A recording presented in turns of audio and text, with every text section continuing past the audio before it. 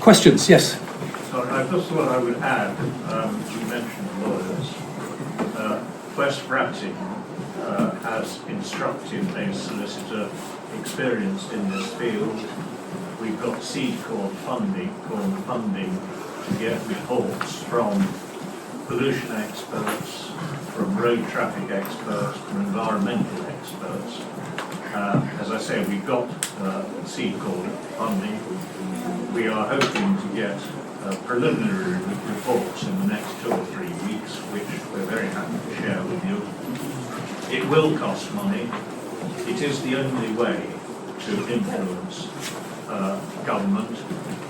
The solicitors we've instructed have recently succeeded in opposing a large scheme in the West Country on the basis of pollution.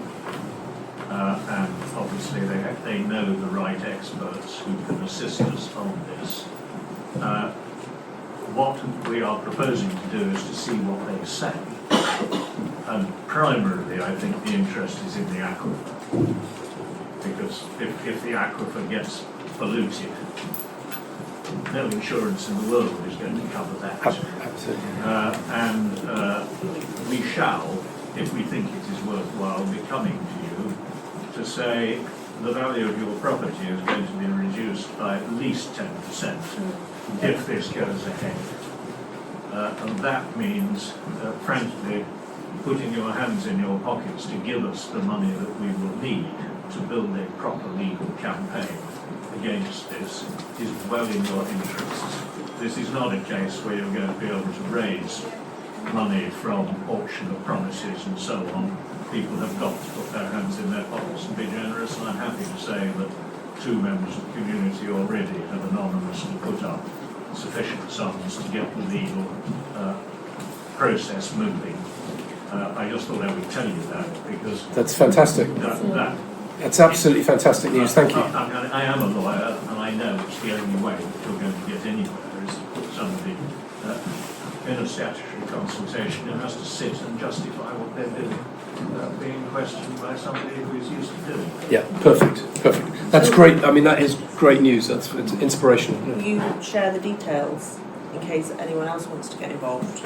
Yeah, we thought we'd start it off because the trouble is a lot of people have been talking about doing things, and we thought really we needed to get something done because we need to get these reports before August. But yes, we're going to share it with everybody because we want everybody's money. So if you want KSCA to be that conduit that will get to everybody. Let's talk when we know what. Perfect. That's excellent news. Great, thank you. Any other questions? Your slides are on your website with all the ideas. The slides will be on the website. Okay, Yes. and how to contact people. Yes. Yeah. So we can just go on there and get them. Yeah. So and because are you a member? Have you? No. So there are membership forms here, and so you can become a member. So we have WhatsApp where we can share ideas. But yeah, we'll certainly get that information out there. Hello. Yeah. The lifespan. That's a good question. I think I don't think we really know because there's a certain number of cycles that they will go through, and over the years they will have to change some of the units. So I don't know. It's probably 5 to 10 years for the batteries. How do they dispose of them once they come?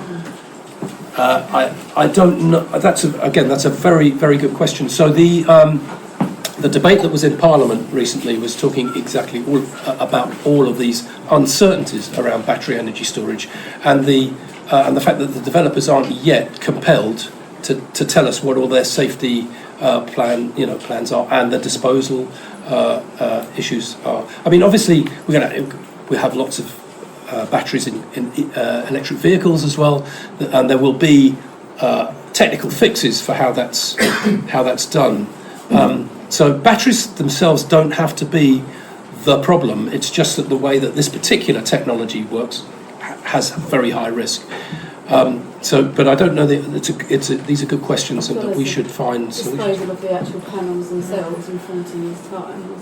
Dis- No way of recycling. Yeah, disposal of the panels. There are recycling facilities. You can actually recycle solar panels, but as somebody pointed out, you know, they take up a lot of resources. There are plastic coverings for them, and that plastic is difficult to recycle and get rid of. So there are environmental concerns about covering the land with all of this. You will hear that some solar panels leach heavy metals out onto the land, but those kind of panels are very energy inefficient. They wouldn't be used for this. Most of the contents of the panels here would be, bulk of it is silicon. But Thank you very much. so yeah, but those recycling issues. I mean, and they should actually tell us what is their recycling plan. What happens at the end of life of those panels, and. So when those plans come in, at the statutory consultation, actually those are very good questions for us to be asking back of the developer for the planning inspectorate. I thought it was really positive what you were saying about the alternatives and putting solar on roofs wherever it's possible. I just wondered if it would be possible to circulate details of the nationwide petition that there is to ban large-scale solar farms on farmland building space, because I do think it's a UK-wide issue, obviously, and having spoken to a few people today, they weren't actually aware of that nationwide petition, so I just wondered whether that link could perhaps go out via emails, even via village newsletters, for people to choose to sign that if that's something they believe in. Yeah. So the national campaign for this is, I think actually today is kind of the start of it. This is one walk of many. So the other NSIP campaigns around the country, in fact it was East Pye and Norfolk that had this idea to have this walk. So right now there are groups up and down the land like this having the same conversations. In terms of a petition, That has been circulated to members, so if you become a member, we do circulate all Yeah. petitions. that It's just a specific one that has about 21,000 signatures at the moment. It's an official government petition.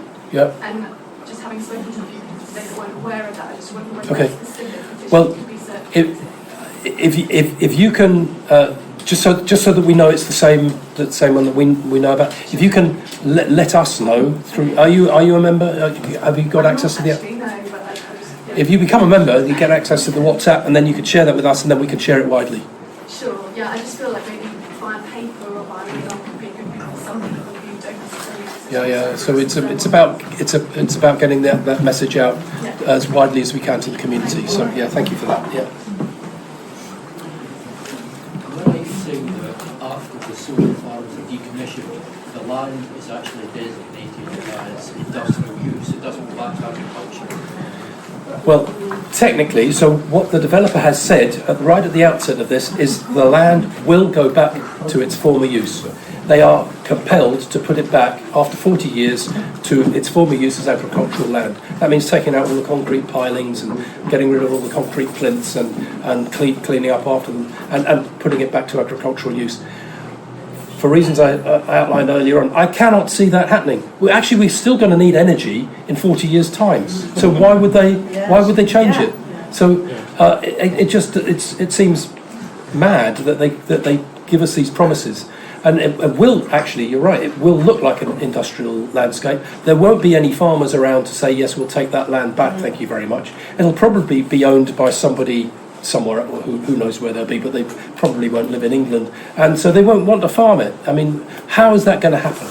I think that issue of land ownership and the restoration of the land and what it will be in future is actually one of the biggest arguments that we can win, because they're actually, for me, it's the biggest land grab since the Enclosures Act. This is, Will the it's government enforce? Sorry? Will the government enforce compulsory purchases? yes. Can they? Fully? Yes, they can, and they are doing that. So particularly for the transmission corridors, if they want to put a pylon in your back garden, I mean, I'm being extreme, but they will buy your back garden, they will put the pylon there, and then they'll give it back to you. But I mean, I'm being extreme. But it could be a parcel of land that you own, and yes, compulsory purchase orders are happening. They're happening in Seneca right now, and it's alarming a great many people. So it's basically, I was just saying that once these solar parks, if they get decommissioned, with the change of status of the land and it's going to be a lot easier for people to say we'd like to build a new town there. Which now, if they won't get it now, but they might get it then. And that point is really well made, I think. However, the language that they're all using is it's going to be returned in 40 years' time, and we promise that. It's got this written into the contracts. The reality is likely to be something different. Now, we don't have crystal balls, but actually we know how things work out. So it does seem to be that's a more likely scenario. But we have to prove it. So, what's the position on archaeological surveys, please? So they have to show that they are looking at the archaeological artefacts in the area, and we will find out in the environmental impact report that comes out exactly the work that they've been doing. So there are scheduled monuments in the area, and there are architectural facets around that they didn't seem to be aware of before, but we've been notified. Well, they have to take account of it, but we won't know what they will do about that until they submit the report. So we have to watch this space. Yeah. My husband has in the past been, well, he was trained as an archaeologist, although he's done other work since, but he did specifically geophysical surveys. So ground penetrating radar, that sort of thing. So Right. if you needed any Absolutely. input. Send it to us. Absolutely, please. Because that kind of advice for us would be invaluable. We don't have that kind of expertise. Thanks for that. It was really informative and really compellingly delivered as well. It's good. Your arguments that you put up there for ones that we could apply, I imagine those are similar to arguments that are made for other developments, some of which have been signed off. Yeah. Are there any that are specific or uniquely relevant to the Kingsway development that we should be really majoring on? Maybe the aquifer and the geology is one of them, but are there any other ones that we should be doubling down on? Well, just the aquifer one, I think, is a really powerful one. However, Sonaca is also on chalk aquifer, and they've used that argument. Planning Inspectorate threw it out, and the Secretary of State overruled them. So none of this is a given. But I think that that argument around battery energy storage, I think the transfer of land long term actually is one, and that applies to all of them. But those are powerful arguments as well. And I think the way that the construction will happen could well be an Achilles heel for them as well, because their access to the land will be disruptive, I'm sure. So I think that there are we've got a very short amount of time really to figure out what the most potent arguments are. I think because the biodiversity ones, we thought that was going to be a good one. We have lapwings. Well, they have curlews and Sonaca. That didn't make any difference. So, and then we hear the government say, well, great crested newts, let's kill great crested newts. So, I mean, we don't know what the thinking is, and you can have what you think is a very good argument, and it can just be overruled for some reasons of expedience. We don't know what that is. So we're trying to work out what those most compelling arguments will be. Yeah. And if you happen to come up with a bright idea in the middle of the night, say, actually, I didn't hear this idea in the talk, please feed them through to us, because we may not be capturing all of those brilliant ideas. Good. I'll keep thinking. Has there been any engagement with the Brinkley Woodland Cemetery at all? Which is right on the border side. That's good. Because, I mean, it falls into the we don't like it bucket, which I understand is, but my wife is buried there. The panels are potentially 10 foot from her grave. No, I really don't like that. That feels a bit more than a we don't like it. Surely there's something around sacred sites and consecrated sites and so on that could maybe, I mean, And that's not an issue that was on my radar. I think we need to know exactly that. So when those designs come in, it's important that everybody's aware of that proximity to also what the two they churches know. as well. When you come right off the churchyards, both this Right. village and Western Colville, and then right up. to the Great Well, Woods. the only thing I would say is that the boundary that they're showing of the land boundaries and where they put the panels are going to be different things. And so be wary of this. You might all be worried that the panels are going to be up against my garden. And when you discover that they're the other side of that copse and they're the other side of that road, and you go, oh, actually, it's a bit further away than I thought. Because they're going to put 500 megawatts on 1,500 hectares. Now, we're going to get technical here, but land area A, which nobody really sees, down by the Roman Road, on the south side of the Balsham Road, that there, they will probably put up about 120 megawatts. They will pack it in because nobody can see it. Originally, it was land area A and land area B. They were going to put 500 megawatts on A and B. So that area around that I showed you from Wadlow Farm to Grange Farm was some of that. And if they would have had to cram solar panels into that, that was 700 hectares. When they added West Ratting and Western Colville, they added 800 hectares. So 500 megawatts is now spread out across 1,500. So it won't be crammed in, and every field will be densely crammed. Because my understanding is that the Downing were told for land area B, you can't plaster it all in panels. The inspectorate, we won't allow that. So that's why they went after more land, and it's more distributed. So they have actually more leeway to move it further away from the boundary. If they come close to your boundary, I think there's really good arguments for saying, actually, you've got to move it 2 fields away, because they can, potentially, unless there's an archaeological artefact in the way. So we have to be very mindful about how they're going to do this design. And there may be winners and losers. Well, we're all going to lose if it happens. But the danger is that they will say, actually, that bit of the community that was really worried, they're not going to get so much. But we're going to push it over here to this smaller section of the community. Divide and rule kind of thing. We have to stick together and make sure that the whole scheme is thrown out or dealt with equitably. But it's a really good point about that. So if you need to see the designs and understand how it's going to affect you particularly, and then understand how that's going to affect others as well. So I was wondering whether Area C had been added, as some was talking on the walk, as sort of a bargaining chip, but it's actually so that they have to spread it out. Well, so we'll drop C if you say okay to A and B, but it's not. David Vernon did tell me that it was his call to put land area C in so that they could have more land for biodiversity net gain and to spread it out and to hide the panels and distribute it more widely. So that's the argument that they will use.